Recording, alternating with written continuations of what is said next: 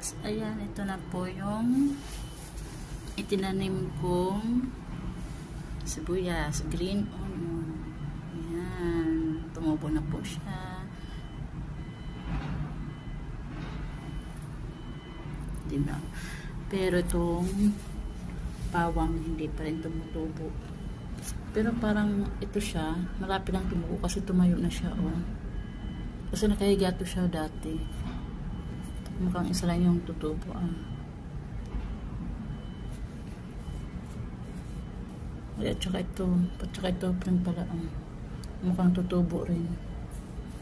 Just to pa. Yung iba parang wala. Parang sakto lang yung mabubuhay na bawang. Then, ito na po siya. Buhay na po. Ayan, tanim-tanim din tayo pag may tayo.